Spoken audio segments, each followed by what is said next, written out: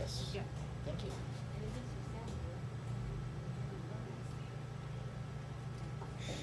Hello. Oh, well, here we are. Note self, don't sing in it when you think it's unlucky because it might be working. Okay, we're so pleased this week to have a local giving a presentation, and we're really, really, really proud. Not only is it fantastic that we have someone local, it's also really amazing subject matter that, as far as I'm concerned, is not really spoken about anywhere. And the last time I had this subject anywhere was when I was in Sussex University 10 years ago. So that's the last presentation on disabled anything, the world of the disabled. So I'm really, really proud to have this here tonight. We have Dominic Trefathan. I got it right a second ago, now I messed it up. And he's going to talk through disability and misconceptions, or an honest talk about disability. So I guess do you want to take questions as you're going along, or do you want to wait to the end? I can take questions as we go if that's fine. Okay, so questions as we go along.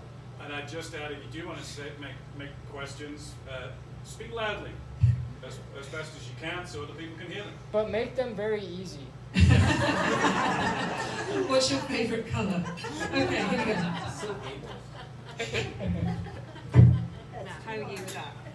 Testing 1, 2, 3. Can everybody hear me? Yeah. All good? All right. We need you a little bit nearer, maybe. Try again. All right. Can everybody hear me? Yep. Yeah. Okay, Good. cool. I'll be coughing into this all night, so. Okay. So, first and foremost, thank you all for coming out. I see a lot of familiar faces, to say the least. It really means a lot to me that everyone who knows me basically came out here. So thank you for showing your support. I see a lot of my fellow wheelie mobilies, as I like to call them. So thank you.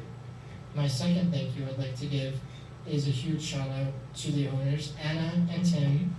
Thank you so much. I know that I'm not quite as qualified as a lot of the other presenters that have presented in here, or a lot of the other presenters that I've seen at least have their PhDs, have at least their masters, or are grad students. So it means a lot to me that she let me, only having 2 AA degrees, coming in here to talk to you all. I didn't know that came out. All right, let me just get up real quick. So thank you so much. Next, I'd like to thank my best friend Uriel here in the crowd tonight. My personal partner. Thank you for encouraging me to do this. I can honestly say I wouldn't be here if it weren't for you. He's the one that introduced this place to me and really helped encourage me to give this talk, so thank you, dude. Finally, I'd like to thank my amazing family, my grandma in the pink shirt in the crowd, specifically. Thank you so much for always encouraging me and supporting me for whatever I'm engaging in. I wouldn't be here without you either. So, with all this sentimental stuff out of the way, I really do hope that I can teach you all something, a thing or two about disability and the disabled experience. Hopefully even just demystify some aspects of it for you. I think it's really important to do so. We'll kind of get into it more later, but disability is by no means a minority. You know, about 1 in 4 people in the world, or in this country at least, are disabled in some shape or form. And I can already see some in the crowd. So I'm looking legit, I think. So with that being said, as the voice of our generation, the Black Eyed Peas once said, let's get it started in here. So you may be wondering who I am, for those of you, the 2 of you that don't know me here. You know, just a kid coming in here, no PhD, what does he think he is, right? Well, first of all, as Anna mentioned, I am a San Ynez local. I've been living here with my amazing grandparents since I was 14. about 10 years now, how the time flies. And I even went to the high school here. I am a pirate, class of 2016. I had an amazing experience at the local high school, lots of fond memories. And so after high school, I was really interested in learning psychology. I kind of wanted to do something with my life where I knew I was helping others in my similar situation, specifically those that experience some type of disability. And so when I went to school, I attended UCLA, my first year out of high school, as a pre-psychology major, and I learned a lot there. I had overall a great experience learning both my course material as well as a lot about myself, obviously, as every college kid will tell you. But as we all know, life has that way of just surprising you with things, right? It has that way of throwing a wrench in your plans. And so that's exactly what happened to me. But regardless, I am here today at Arizona State University. I am a communication studies major. And so I honestly love my major. It's great. I get to study how people communicate across cultures, across mediated platforms such as texting and emailing and phone calls. It's really interesting, the variation in how we communicate and how we interpret communication based on the platform that we communicate through. Just for example, like saying I love you to someone face to face, it's obviously a lot more impactful than it would be by sending a text saying I love you, right? Saying I love you and adding a red heart emoji in a text, it can mean the world of difference to some people based on their backgrounds and experiences growing up, right? And so I really appreciate communication and the study for that reason alone. It's just, you get such a great understanding of people's intrinsic motivations and even their backgrounds just by how they communicate. So it's great. Finally, a little last tidbit about myself, addressing the elephant in the room. I was born with a genetic neuromuscular condition called spinal muscular atrophy. And for those of you that don't know, spinal muscular atrophy is the #1 genetic killer of infants. Most babies that are diagnosed with it don't even live past 2 years old. So it truly is a miracle, and I am blessed to be up here speaking in front of you all today. That being said, I do want to play a quick little video just so you guys have a better understanding of what exactly SMA is. And let's see if I can get it to play.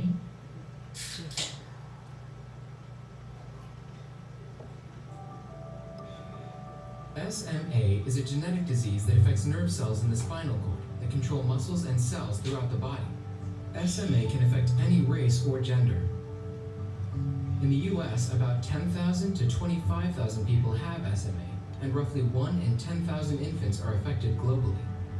While SMA doesn't affect mental abilities, it can impact one's ability to perform basic physical functions, such as walking, breathing, and swallowing. To understand SMA, you must recognize the relationship between the brain, nerves, and muscles. The brain communicates with the body using motor neurons, which transmit movement signals to muscles. The survival of motor neuron, or SMN protein, keeps motor neurons healthy. Without enough functional SMN, motor neurons begin to die. Once motor neurons are unable to send signals, the muscles weaken or atrophy. People with SMA have a genetic mutation in SMN1, or the survival motor neuron 1 gene, which leads to a deficiency of the SMN protein. Typically, people with SMA also have at least one intact copy of a second virtually duplicate gene to SMN1. This backup, called survival motor neuron 2 gene, or SMN2, also makes SMN protein, but with much less efficiency. SMA affects people differently. There are 4 primary types of SMA, based on the age symptoms begin and the highest physical milestones reached. Disease severity is also related to the number of SMN2 gene copies a person has. People with SMA who have more SMN2 gene copies are likely to produce more functional SMN protein. With more functional SMN protein available, SMA symptoms are typically less severe. Better understanding of this disease can lead to new hope for patients, caregivers, and loved ones. So, that is SMA in a nutshell. That will all be on the test after this presentation. And I am a harsh grader. No, seriously, I know that was a lot of information to take in. I don't expect anybody to have that entirely memorized. So just to kind of reiterate a lot of the information that was in that video. I kind of like to break SMA down on that kind of biological level into a 4-step process. The first being, obviously, there's no proper SMN1 gene working in our DNA. It's essentially dormant, meaning it doesn't work, right? And so because of that, we have to rely on that backup copy of SMN that the video had mentioned, SMN2. And so SMN2 is not quite the efficient producer of that survival of motor neuron protein that everybody needs to keep their motor neurons alive and healthy. So as a result of this, essentially my motor neurons don't get enough protein. And everybody knows that when you don't get enough protein, you end up looking like a little shrimp. So here I am. So, as a result of that, when my brain sends a message to my arm to move, that message doesn't quite get there, right? I can only move my arm so much in so many different directions without feeling like the weight of gravity is just kind of pulling it down. That's why I need such a big straw. And so because of that, I don't move my arm as much as the average person, right? Due to the lack of messages getting there, and my muscles weaken over time. A good kind of analogy for this whole process is like trying to plug in, say, a TV, right? You need the cable to plug it in, but if the cable is frayed or the wires are sticking out, the TV's not going to get the message from the power transmitter that it should start, right? It's exactly like that with SMA patients. Even though my brain is trying to send a message to, say, my feet, that message will travel down my spinal cord, but the motor neurons that connect my spinal cord to my feet aren't, intact entirely. And so that can cause complications. So it's kind of dreary, kind of sad, kind of a bummer, I'd say. But I like to make the best out of it. And actually, as of 2016, I believe, in December, the FDA approved the first ever treatment for spinal muscular atrophy. And this treatment is called Spinraza or nusinersen. So here's another quick video that kind of shows you what nusinersen does to help treat SMA. SMA is caused by too little of a vital protein called survival of motor neuron, or SMN, in the spinal cord's motor neurons. Too little of this protein causes the motor neurons to die, and the muscles they control to waste away. The SMN1 gene, which produces the SMN protein, is missing or damaged beyond repair in SMA patients. Humans have a second SMN-producing gene called SMN2, but this gene is a poor backup because it produces very little functional SMN protein. This deficiency stems from a mistake during RNA editing. Remember, that's the process of forming a coherent RNA message by removing the gibberish letters or introns. But what is this mistake, and how does it cause SMA? Let's say the SMN gene generates RNA copies made up of introns and exons like this. Normal RNA splicing would delete the introns, the gibberish letters in blue, and leave only the exons, the red letters, generating the following message: draw a big house on the corner of the wide street. In SMA, it turns out that during RNA splicing, the seventh exon of SMN2 is skipped by the machinery that edits RNA. Skipping of exon 7 generates a faulty message. Draw a big house on the of the wide street. Just like removing word number 7 in the sentence leads to a statement that makes no sense, removing exon 7 in the RNA results in a defective protein. Remember that SMA patients have to rely solely on the SMN2 gene to produce the survival of motor neuron protein. But due to exon skipping, not enough usable protein is made to support normal muscle development. Infants born with the most severe form of SMA often don't make it to their second birthday. But researchers have been studying how to fix this splicing problem. One solution is called nusinersen. It enables SMA patients to make more SMA protein. But how? Nusinersen is a short sequence of RNA that binds just after exon 7 in the unedited RNA message. This tiny piece of RNA prevents exon 7 from being skipped.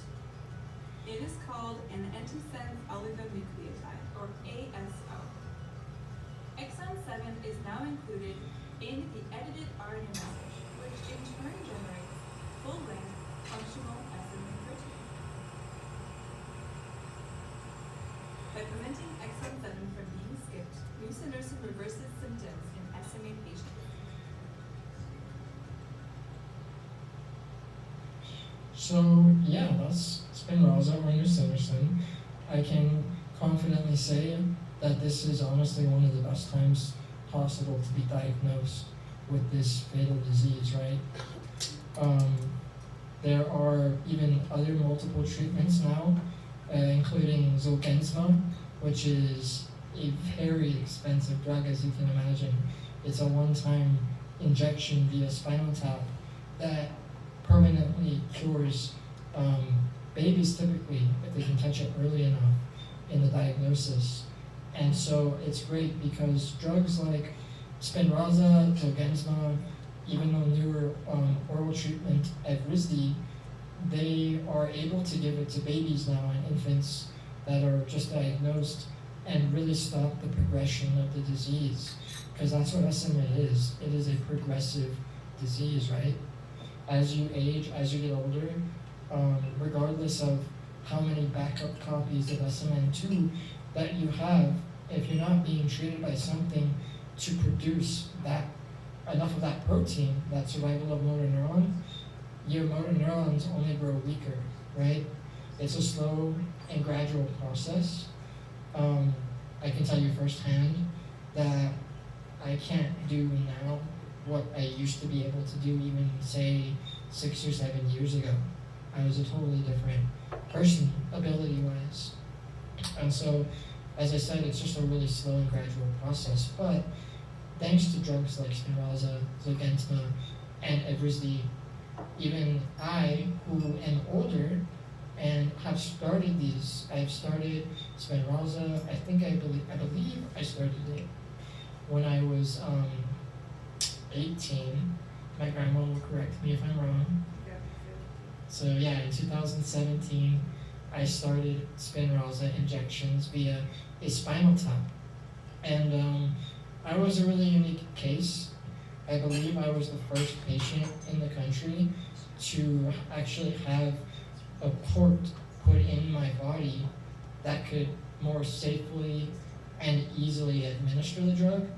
So instead of a proper spinal tap, I had what's called a baclofen pump put in. And if anybody's familiar with stroke patients or cerebral palsy patients that tend to have, anybody that has seizures really, they can have baclofen pumps attached to their spinal cord that will be inside of their bodies. And doctors or whomever can inject anti-seizure medication straight to the spinal cord. And so it's a really efficient way to administer drugs, as you can imagine.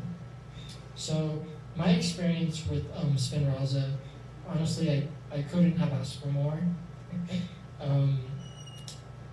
As I mentioned, it stops the progression of the disease. It doesn't, restore any ability per se. What I may perceive has gained mobility and function is probably more just like a boost of energy, I would say. I kind of describe it as like whenever I get an injection, I feel a boost of energy, and it's a great feeling, right? It's as if my battery was low, but I didn't realize it was low, because that's how I've lived my life, the entirety of it, right? I've used to feeling like I'm out of energy, and so whenever I get my injections every 4 months, I feel like my battery is being recharged, and so it's great. I kind of compare it, or the analogy I would use is like a pool that's like a rubber pool, right? A floaty pool that you fill up with air, and say there's like a puncture in the side of the pool, that water is leaking out. And so that's essentially what SMA is, right? It's that protein leaking out.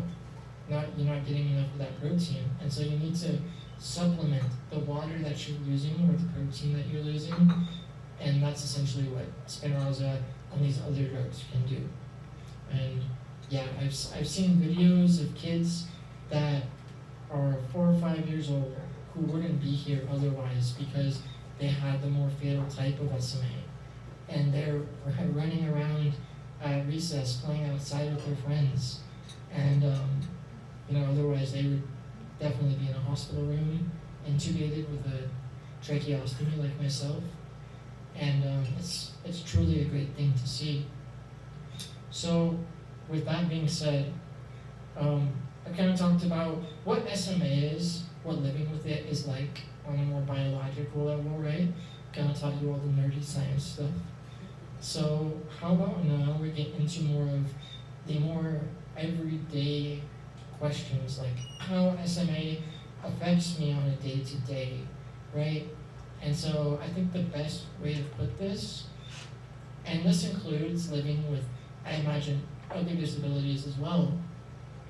Living with a disability, SMA in general, it really requires you to be okay asking for a little bit of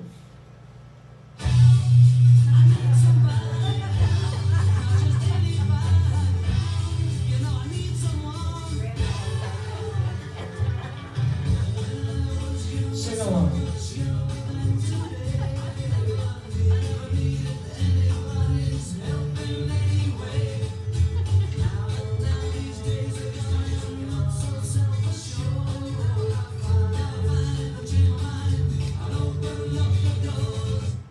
So, yeah, I really feel that song encapsulates the disabled experience, specifically living with SMA, because you really do have to be okay asking for help.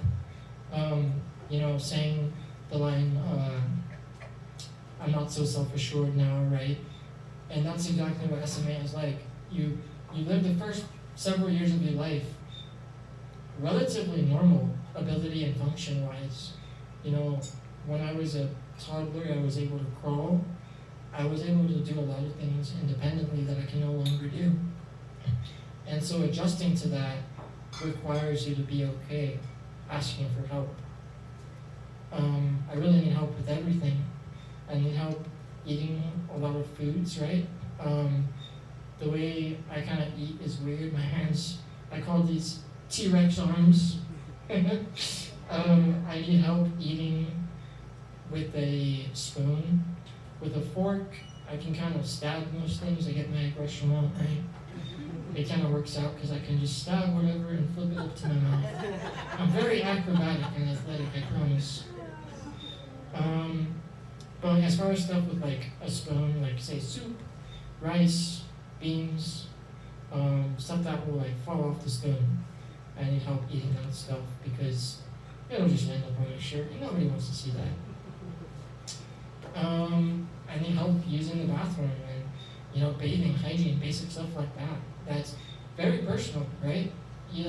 Most people when they're suddenly disabled, they have to adjust to people being all up in your business, right? it's not a fun thing, right guys? Nobody likes having a stranger help them use the restroom. It's not a pleasant thing, but it's just a fact of life for us. that is the disabled experience, right? We have to be okay asking for help, even if it means putting us in really vulnerable positions. And finally, the last thing I want to kind of cover about how SMA affects me is just the overall lack of energy. As I mentioned earlier with the Spinraza injections, I feel like it gives me a really big boost of energy whenever I get it. And it's nice for the first couple months after the injection. I feel like my movements are a lot more fluid.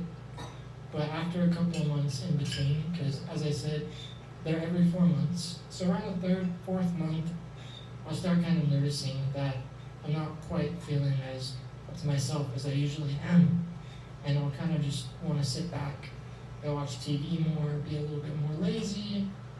So it's hard when you feel that way, especially kind of connecting the dots. You really need to ask for help, whether it's mentally or physically in that case, right?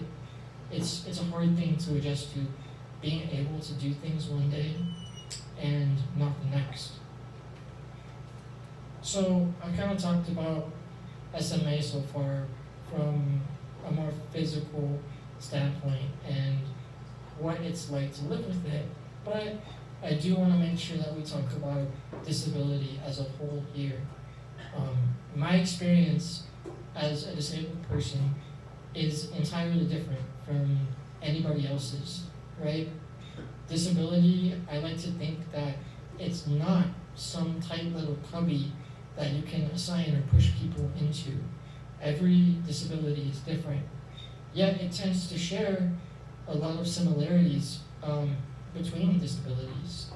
And so I like to think of the idea that disability really is a spectrum of which people can land anywhere on with their level of ability. So starting with the more physical ones, we have things like spinal cord injuries. A lot of my good friends here have experienced spinal cord injuries themselves, and I'm no expert on the subject. I only know from what they tell me and from what I've heard from other people. But my understanding of spinal cord injuries is that essentially it affects everybody who has one differently. It really depends on your level of injury, which vertebrae is affected by the injury. So there's different types of spinal cord injured people. There's paraplegics, which obviously implies 2 limbs are affected by the injury. And when I say affected, I typically mean there's a lack of sensation and a lack of ability to move it or to feel it, right? And so kind of following that line of logic, we have tetraplegics, which have that issue in 3 of their limbs, and quadriplegics who have that affecting all of their limbs, right? So living with a spinal cord injury, it's a little different from living with SMA, obviously, but we experience a lot of the same things as far as the inability to move certain body parts. I can feel everything in my body, but I can't move every part of my body. And so that's entirely different from someone with a type of spinal cord injury experiencing what they do on a daily basis. Another thing is, say, like the lack of sweating, right? A lot of people with spinal cord injuries, they don't have the physical ability to sweat anymore. And you can imagine what kind of health issues that can cause. I have a good friend that went to Disneyland in the middle of summer with a spinal cord injury, and he had a rough go because his body isn't able to regulate its internal temperature by cooling itself off with sweat. And so it's a lot of those things that I don't think a lot of able-bodied, otherwise unaffected people would think about, or they just might overlook, right? Moving on to issues with, say, muscular dystrophies.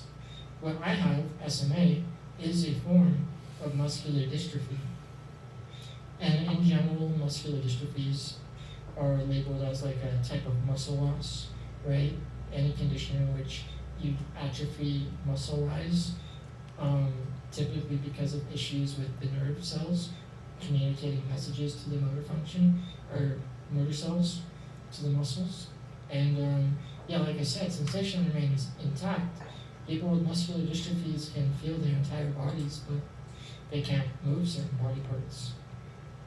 And then we have something kind of in between, I'd say, cerebral palsy. People with cerebral palsy, it's not a genetic, I don't believe it's a genetic condition. It involves issues with movement, muscle tone, or posture in general. People with cerebral palsy have difficulty moving their body. They need help with certain things as well. And it's usually actually due to abnormal brain development. I think in most cases, it affects babies either right before birth or actually in the process of birth. A lot of times babies will actually get their umbilical cord around their neck as they're coming out, and that can strangle you and lead to what they call cerebral hypoxia, which is the lack of oxygen to the brain. And so that's how people with cerebral palsy typically get diagnosed. One of my best friends lives with cerebral palsy, and the issue with him was how his diagnosis came about was that during his birth, the doctor had made some type of mistake and was accidentally strangling him. And so it's issues like that that lead to situations where people can be injured like that. And now I really want to talk about something that may be a little bit harder to see, right? Disabilities that are not so visible, like we experience seeing spinal cord injuries or muscular dystrophies or cerebral palsy. You can easily label someone as disabled most of the time if they're in a wheelchair. But what about when they're not, right? Something along the lines of not all disabilities look like the handicapped placard man, right? A lot of disabilities just look like the average person, and you just may not know about it or be unaware. We have issues or disabilities like Down syndrome, where it's somewhat visible. You can usually tell by the typical symptoms of, low muscle tone or the droopy eyes. But regardless, people with Down syndrome are people too, right? They experience emotions. They have difficulty maybe expressing themselves or engaging in difficult cognitive tasks. But they're people nonetheless, regardless of how they perform in social situations, right? The next kind of disorder I want to talk about is muscular sclerosis, or MS, right? If you're familiar with MS, you'll know it's a disease in which the immune system actually attacks your nerve cells. And this can obviously result in a lot of nerve damage, disruptions of communication from the brain to different body parts. Can include a lot of different symptoms, including vision loss, pain, fatigue, headaches, impaired coordination. So all that and otherwise a normally average looking person. We also have autism. And autism, kind of like Down syndrome, is a disorder in which social situations can be very difficult. If you've ever met someone with autism that's on the spectrum, you'll know that they don't have the best ability to express themselves or show emotion. And it's of course different depending on where you are on the spectrum, just like disability as a whole, but it generally affects how people interact with others, how they communicate, how they learn, and how they behave in general, right? It's typically considered a developmental disorder, kind of like Down syndrome, because it usually starts showing after a couple of years after birth. And so, I have a lot of experience with autism. Two people that I have met in my life have taught me a lot about what it is like to be on the spectrum. One of my best friends growing up, my first best friend in elementary school, his name was Gavin, and I thought he was different because I would always see his head kind of going like this in class. And so I got curious, right? Like anybody would. And he saw my chair, and he got curious about what was going on with me. And here I am in first grade, now, trying to learn my ABCs and whatnot. And yet I found myself in these incredible social situations where people like Gavin were asking me, why are you disabled? What's wrong with you, right? And so it taught me a lot at a young age of how to address my physical limitations and how other people perceive them. But what I liked about Gavin was after I told him, I don't remember exactly what I told him, something like, just the way I am, right? First thing he said to me was, hey, you want to be best friends? And so it's stuff like that that I think really keeps me grounded in the idea that at the end of the day, people are people, regardless of their level of ability, physically or mentally. Kind of along that note, when I was in high school, I would ride the short bus to the high school, and the short bus always, transported the kids with special needs, right, to the school. And so that's another thing that really taught me a lot of perspective. That taught me a lot about all the disabilities that I've kind of talked about and listed up here. One of the kids on the bus, I'll call him Brad. He lives in the valley, he's a local, so for the sake of this presentation, I'll call him Brad. When I used to ride the bus with Brad would talk non-stop about tacos. And I'm telling you, that guy, as passionate as he was about tacos, he taught me a lot. He would go on non-stop. Taco Bell, my mom's tacos, shredded beef, shredded chicken, Del Taco, right? Like for the full 30-minute ride, this guy was talking about tacos. And I'm like, you know what, man? I feel you. I'm a big fan of tacos. Like, who isn't, right?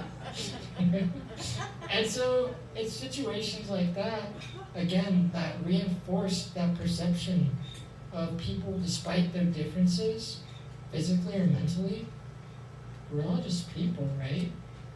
At the end of the day, we breathe the same air. We all love tacos. I mean, at least I hope everybody loves tacos, or else you might want to get out. So yeah, it's great. I loved talking to Brad on the bus.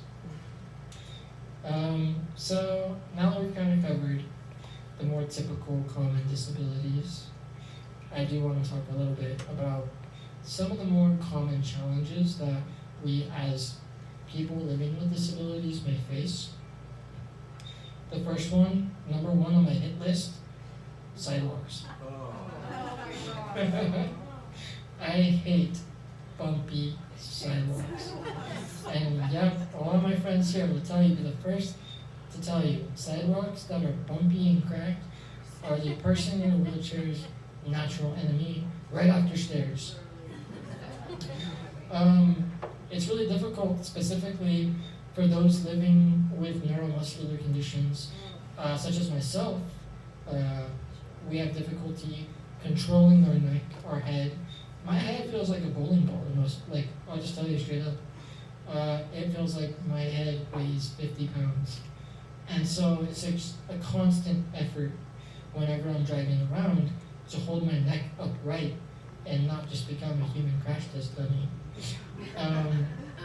For my manual chair friends, people with like spinal cord injuries or lower level of disability,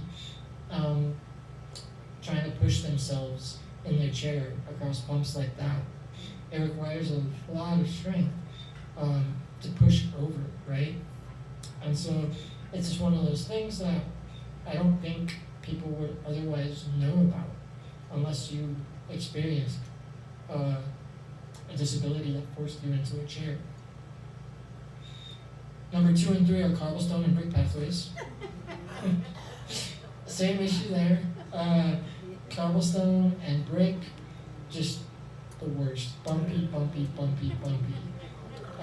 As a person with a neuromuscular condition, again, going back to that head and neck control issue, I'm just giving crash test dummy. There's no other way to put it.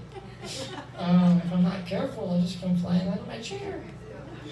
And same thing with people living, or people that are pushing themselves. You know, it takes a lot of strength, endurance, just continuously push over all these bumps. The next thing I want to talk about is transportation. Arranging transportation for people with disabilities, excuse my language, is a pain in the ass. This is a 2016 Dodge Caravan that's modded out with what they call VMI modification. And I actually have, I think it's a 2013 model that I use, thanks to my amazing grandparents. And that's one of those things where it's expensive. If you don't have a means to get an accommodating vehicle, you're kind of screwed, right? Like, public transportation it is. And as the display says, we're talking 40 to 70,000 grand here. And, you know, I know a lot of people that will make like GoFundMes or ask for just donations to get that. But again, it's hard to deal with that, right? To come up with that type of money. And then even just going to school for getting certified to drive with your disability. That's a whole other issue that I myself have never experienced, I'll be honest. I've just heard from others that experience it. If you're a power chair user, such as myself, you need someone to help you with your tie downs, right? Your chair can't just you can't just roll your chair in and expect it to be fine when you like are stopping and going in 405, right? It's the worst. So you need to have tie downs to keep your chair in place. And power chair users like myself, I can't do that, right? Like, I can barely drink my beer. So it's one of those things where you kind of need to have someone with you wherever you go. And it's tough because everybody needs transportation. Everybody has appointments, everybody has a job. For those that experience disability, we have a lot of appointments that we have to get to. And so it can be tough kind of coordinating someone to go with you everywhere to help you out with stuff like that. Oh, and then there's parking. Yeah, that's the worst too. Say there's like a parking lot of 100 slots, right, for your car. Maybe 5 will have handicap accessibility. On a good day, 10. And that's tough when, as I mentioned, disability is not a minority. A lot of people drive around with their handicap placards needing to park in disabled spots.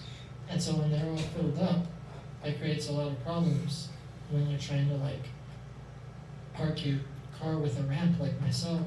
I need 2 spots to park. I need the spot where you actually park the car, and I need the spot next to it available to come out in my chair from the ramp. And so it's just, again, one of those things that a lot of people may not think about otherwise. They're in a rush, they have, a disability, but it may not be severe enough to the point where they need to take up, say, like a ramp slot in the parking lot, right? And so it's just stuff to be aware of, I think. So moving on, I do want to take this opportunity to talk more about nursing care in general, or arranging care for people with disabilities. And so I think a good kind of segue into that is my experience at UCLA. This is a picture of me cheesing with the Bruin Bear. So one of my major takeaways from my communication courses and psychology courses that I took there was that humans need a sense of belonging to someone other than themselves, right? we need contact and relationships with other people. I believe we need at least 10 minutes of human interpersonal communication a day, lest we put our mental health at jeopardy. What I did not know from these classes was the fact that humans also need their space and time to themselves. Living on campus as a disabled student was tough. I lived independently with the help of my nurses that I had gotten through my insurance and the Department of Rehabilitation. What sucked though was that, dorm rooms are tight. They're really small. And when you have someone with you 24/7, as nice as they may be and helpful, it's stressful, right? Sometimes you just need to be to yourself. Especially when the nurses that I was dealing with had different personalities. I had to change my communication with different nurses. I had to keep my cool when they did things that upset me.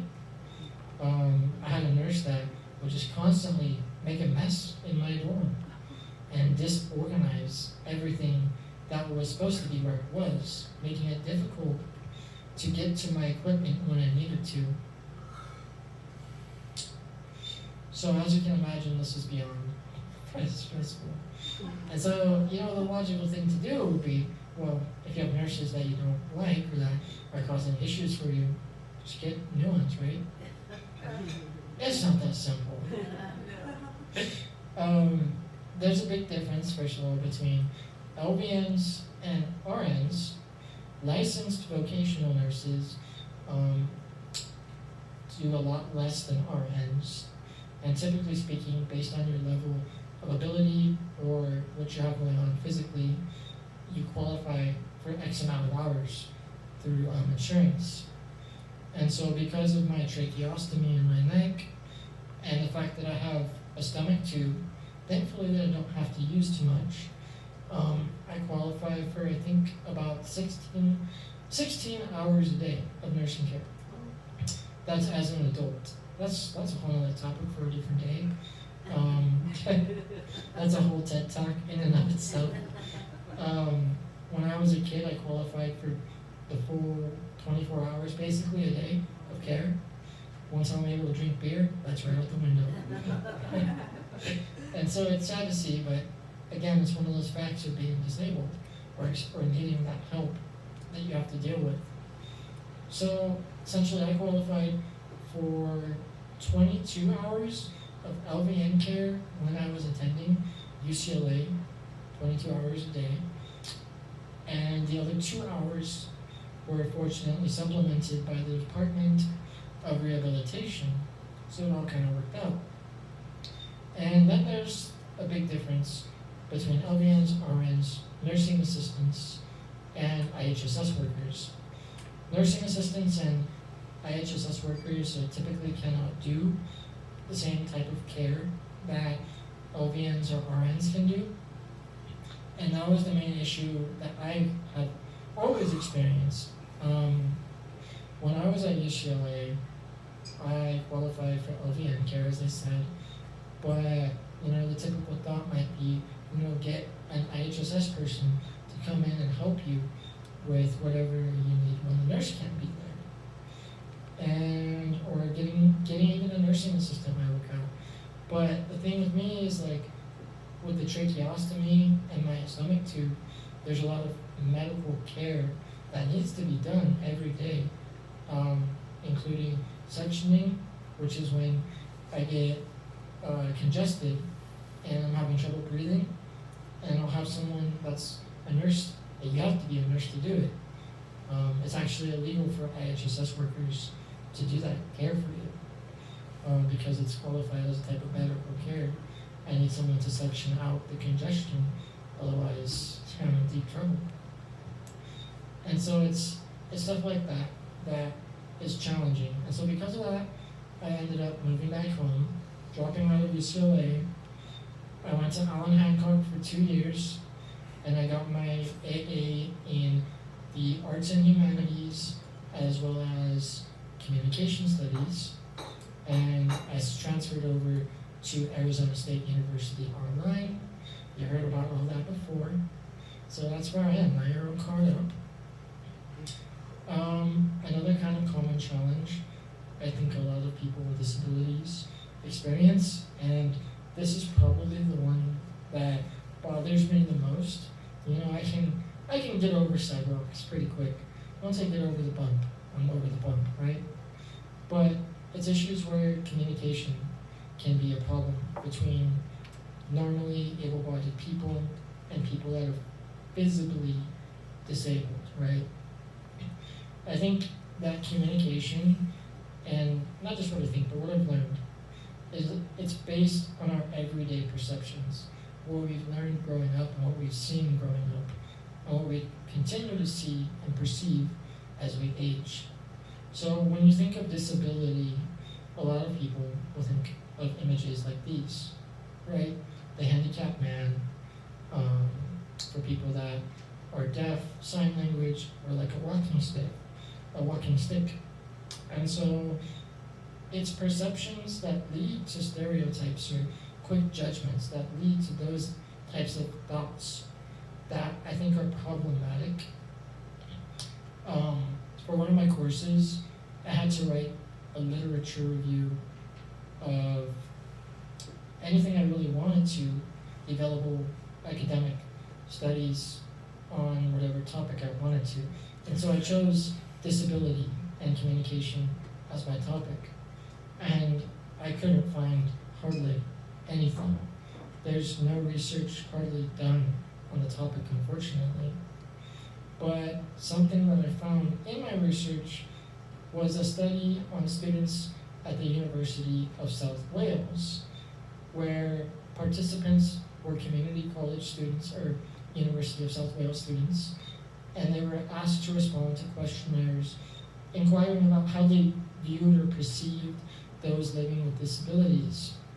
And so the study found that participants overwhelmingly associated disability with a problem. They believed that disabilities limit the extent to which one can engage in everyday activities, cause a struggle to continue living, and that overall, living with a disability is a disadvantage, among other descriptives. And so it's issues like that that I find really problematic, because I'll be the first one to tell you, my life doesn't suck. I love life. I'm as happy as can be. I watch football, I play video games, I'm a student, I'm drinking beer. I've said that like 3 times now. Yeah, I guess so. But living with a disability, it's not like that at all. And it's tough because those types of stereotypes, those assumptions about people with disabilities, they show up in communication a lot.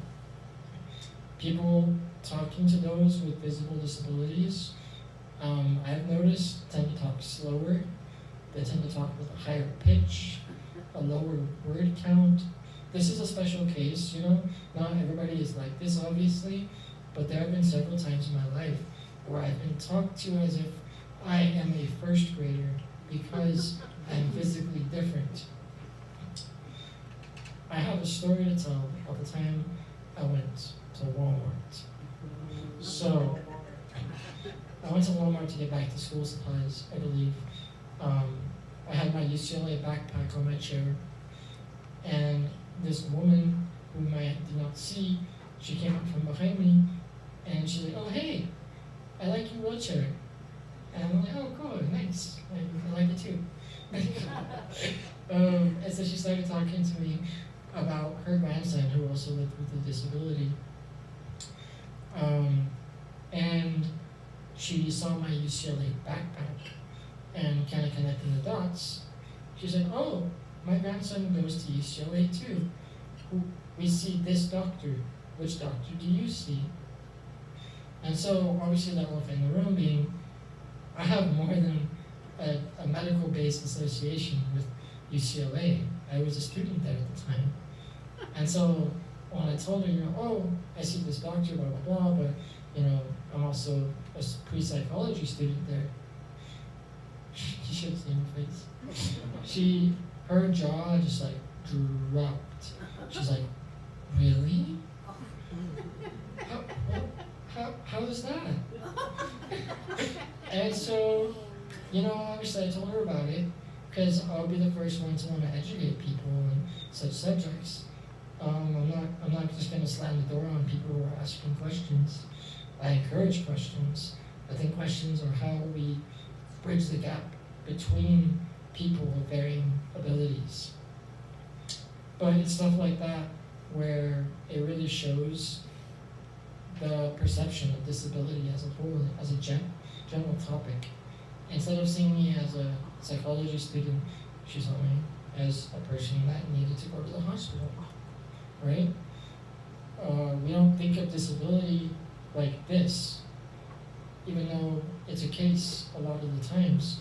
This is a young man named Zion Clark, and he was a wrestling champion in his home state, despite only having his upper body. We don't tend to perceive people with disabilities outside of those images present on the left, right? So when someone comes along that does what may be the average for an able-bodied person, despite their physical limitations, it's surprising to people because they're not used to seeing that. It's few and far between. And it's tough because I really do think that Robert Cialdini, the professor emeritus of psychology and marketing at ASU, says it best. We really can't be expected to recognize and analyze all the aspects in each person, event, or situation we encounter on a daily basis. We don't have the time, we don't have the energy, and we don't have the capacity for it. Instead, we every so often have to use our stereotypes, right?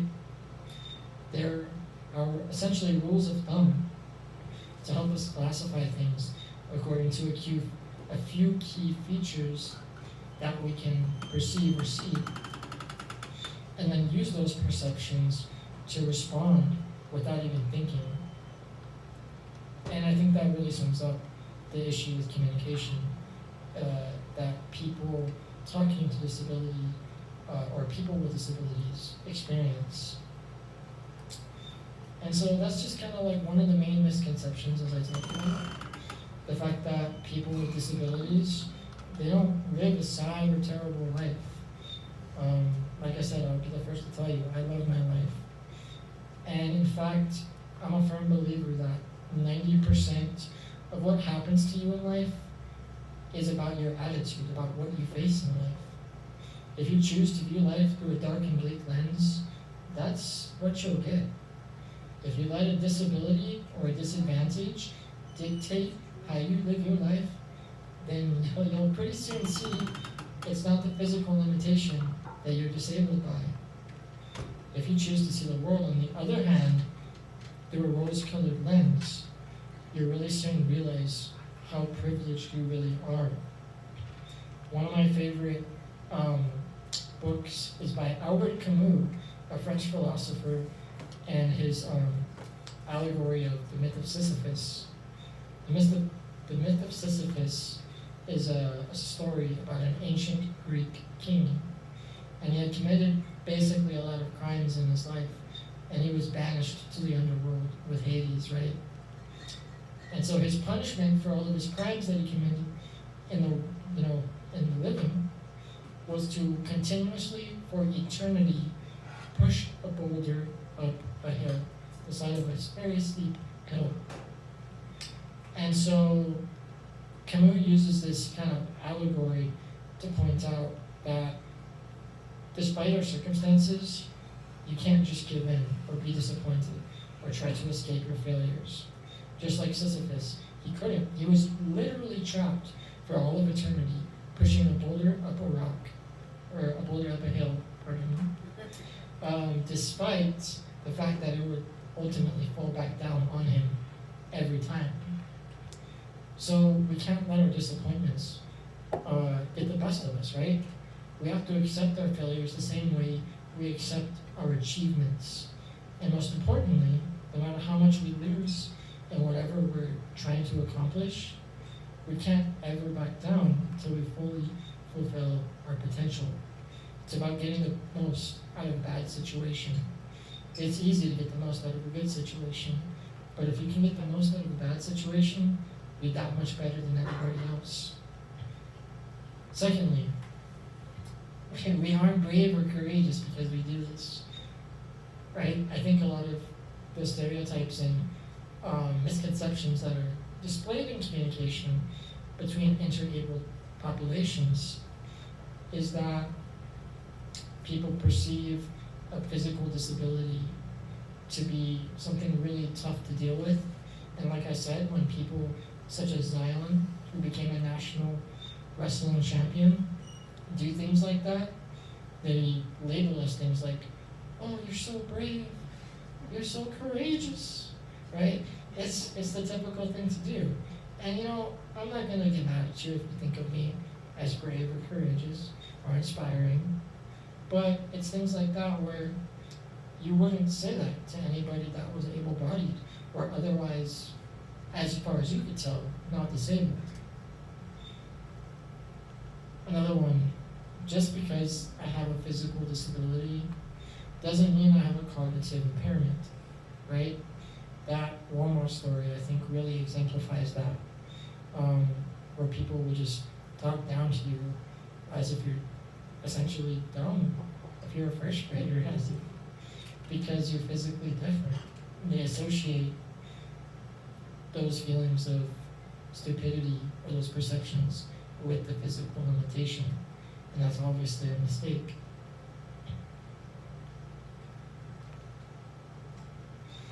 Finally, disabilities, as I mentioned earlier, they're not always visible.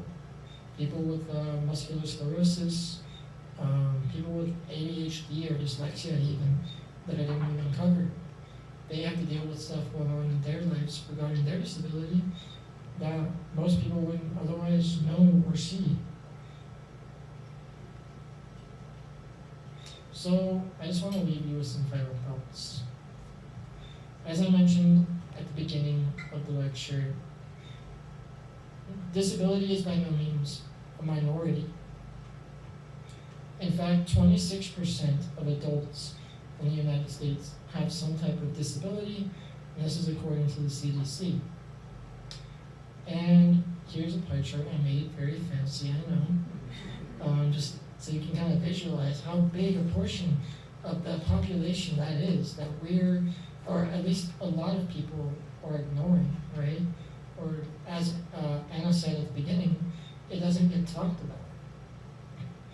And it's tough because when people engage in talks like this, one of the main challenges, I think, is coming off as not like, oh, we need to talk to disabled people differently or treat them better than we do.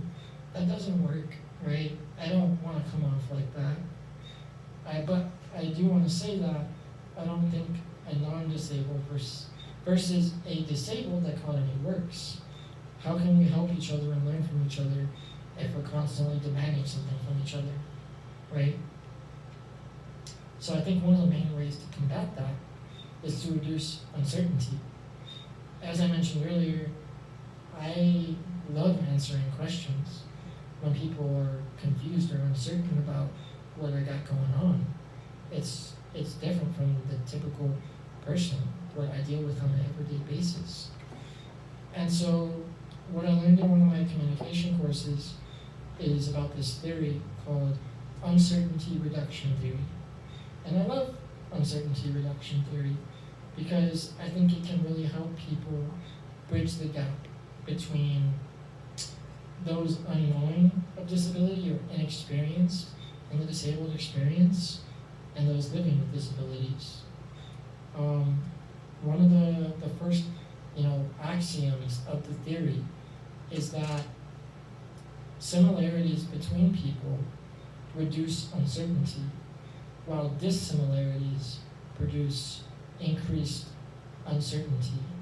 So in other words, when we see someone different from ourselves, physically, we're going to feel very different and very uncertain about them and their place in our lives. So the way to combat that is to ask questions. One of the first axioms of this uncertainty reduction theory, one of the universal truths of it, is that as the more you verbally communicate with someone, the lower uncertainty becomes. In other words, the more you talk with someone, the more familiar and comfortable you become with them, despite how different they may seem. And I think really important along to go with this is the fact or the idea that we don't just jump to those assumptions, those perceptions that we built up about people with disabilities, like the handicap placard man, right? We need to kind of try and broaden our scope of disability and what it really looks like. So to do that, we can avoid those assumptions and really help out a lot.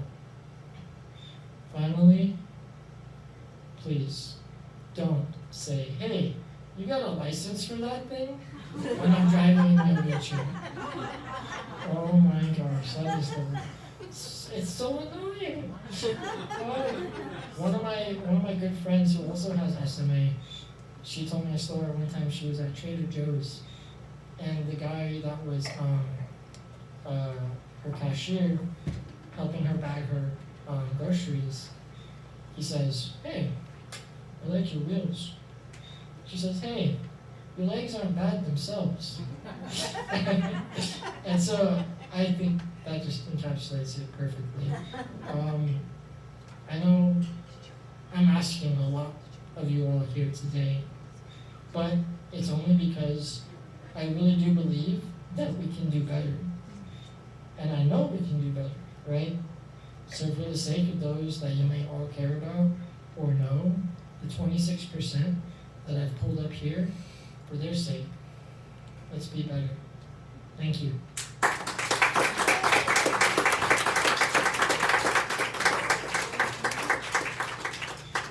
I take tips. I just want to say a big thank you, Dominic, but you're not gone yet because we have questions from people. So, shall I try attempt to give people a microphone? Hold on. Here you go, Wes. I've got a teacher's voice. Okay. First of all, at the beginning of your talk, I thought how wonderful it's going to be for someone that's going to be able to study psychology and offer the disabled community communication and therapy. And then you got to the communication part, and you mentioned that the scientific literature on communication in the disabled community is non-existent. There's probably more information about box jellyfish than the communication in the disabled community. Is that where you're planning on going with this degree? Definitely. It's definitely something I've actually written about before too. One of my assignments for my upper division communication courses, thank you.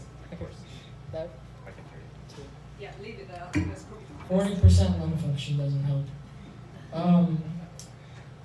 Yeah, it's interesting because, like I said, a lot of people, or there's not a lot of literature on the subject, and so what I want to do in my upper division courses is really try and address that.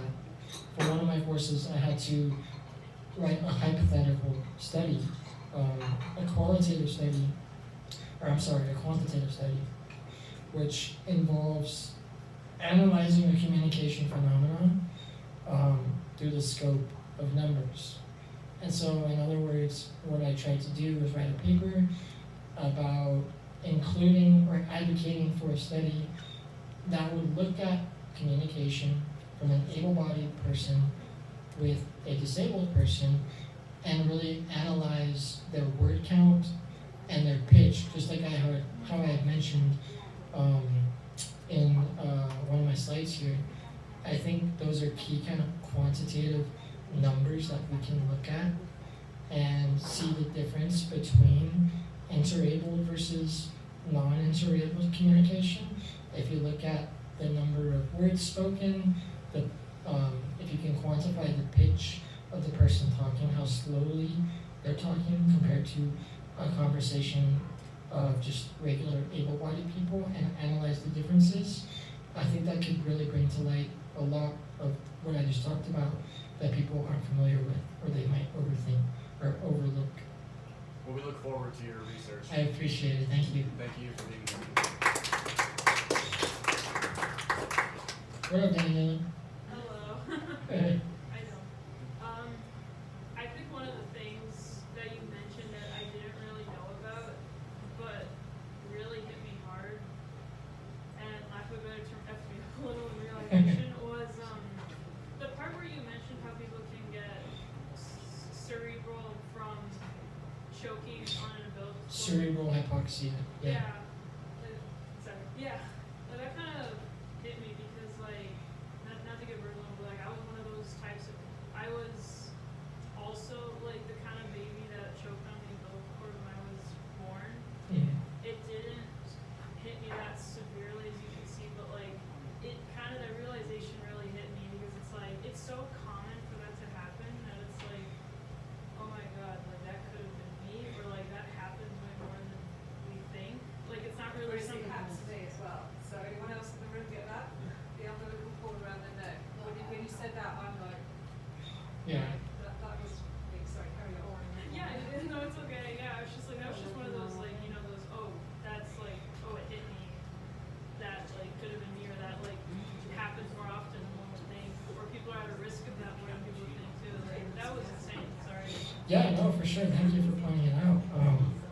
Like you said, it's one of those things, and I think that's really ubiquitous to disability as a whole. It's something that could happen to anybody.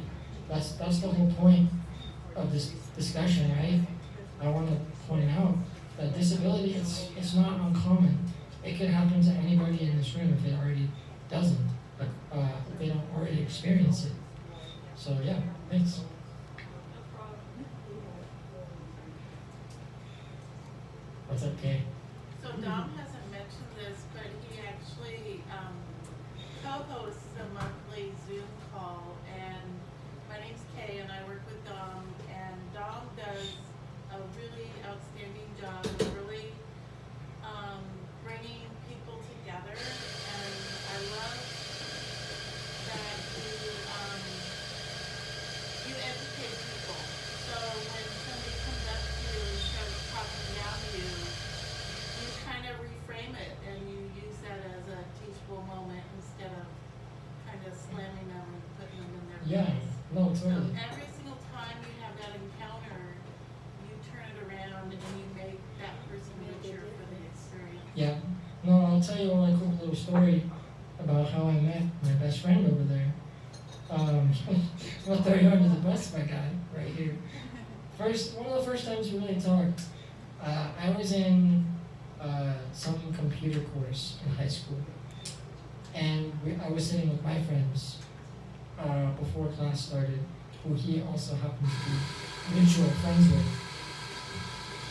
And so he decided to come and sit down with us, even though it wasn't his class that he was supposed to be in.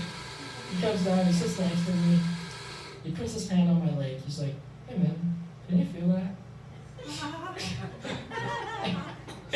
And I've loved him ever since. It's just, yeah, it's a prime example. People are curious, and they should be curious. If you don't ask questions, how can you learn? Exactly. So, yeah. A similar thing, I was talking to you via email. I have Yeah. a friend who's tetraplegic, Right. and I knew him before he had a car accident. And so we're going round to his house once a year, he had a big garden party, we all used to go round. And one time he got cold and he's sitting there in a wheelchair, and it was just getting very cold, and I looked at his legs, and I thought, oh, do you want me to get you a blanket because it was cold? And I'm thinking, like, he can't walk to go get a blanket, I'll go get him a blanket, right, as a friend. And he said, oh, don't worry, I can't feel my legs. And I just went, like, I was just turning it around. He wasn't being funny, cocky or anything like this, he was just being honest. I genuinely hadn't thought that he couldn't feel his legs. Yeah. I just was thinking in terms of an able-bodied person who sees the lack of movement as the biggest hindrance, and saw it from my perspective. You know, Right. it really taught me the kind of the other way round. Right. That I just was completely blind to. Yeah, no, and I think it's another perfect example. All you can do is ask, right? Yeah. It's better to ask and to, get a door slammed on you, I think, than not asking at all. Like I said, I'll never slam the door on anybody. At least I don't think so. Unless you're a total jerk. But I'm one of those that encourages asking questions. If people with disabilities that you're around don't want to answer questions, they'll tell you, right? And that's that. You figure out what they have. A quick Google search is all it takes, right? WebMD, well maybe not WebMD, we'll just say you have cancer.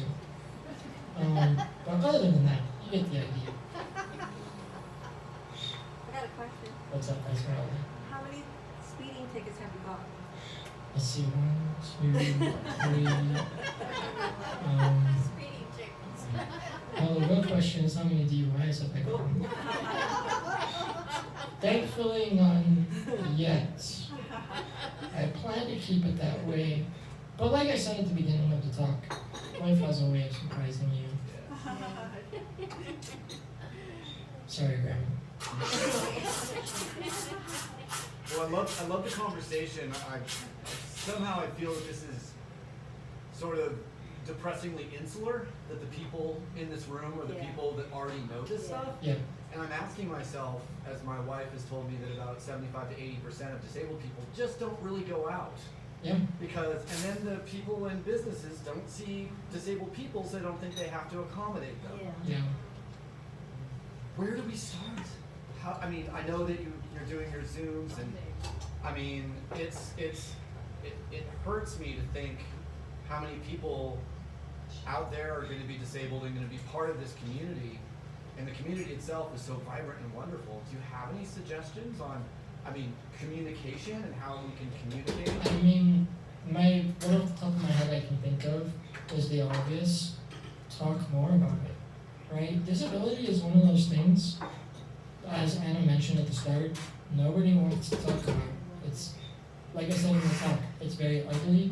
People have perceptions of it that are negative. So whenever you get the opportunity, I would encourage you all to engage in conversation with either a person with a disability, or whenever it may come up, bring up someone you know with a disability. Like you said, a lot of people with disabilities don't get out because of it. A lot of people with disabilities don't get out because they choose not to get out. I went to high school with a kid, or junior high with a kid, that had muscular dystrophy, a form of it different from what I had, and he had more ability, more physical mobility than I do. Like, he could push himself, he could get his books out of his backpack, he could play games whenever he wanted, didn't need to ask for help for that stuff, and he was just a prick about it, and I hated it, because, here he is with triple my ability, and he's moaning about it. He's squandering his choices, right? It's a big problem that I didn't talk about in this lecture is the notion that people with disabilities can get down on themselves and let their disability kind of conquer them. And that's why I wanted to talk about the idea, the myth of Sisyphus, overcoming those physical limitations that we may have, because if you don't, then you really are disabled. And that's all the difference. But yeah, to answer your question, bring it up whenever you can. That's what I would suggest. There are a lot of charities, donations if you'd like to donate. The Foundation for SMA is great. They do a lot of work for the people living with SMA. It's called Cure SMA. That's how I got this cool little phone stand here to help me record my talk. I got it in the mail from Cure SMA because of donations. So, yeah.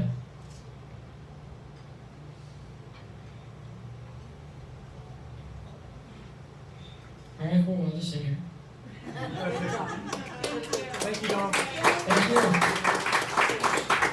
I really have fun.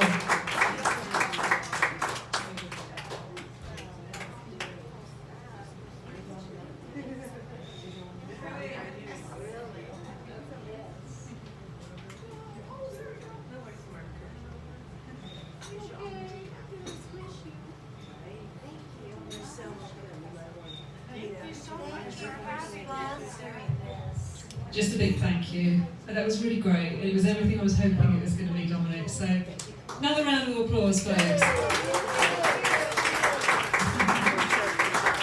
And he's often here on a Sunday for Sunday cultural talk. So if you've got any more questions and you don't want to say it publicly, or I don't know, you forget, come, he's here most Sundays.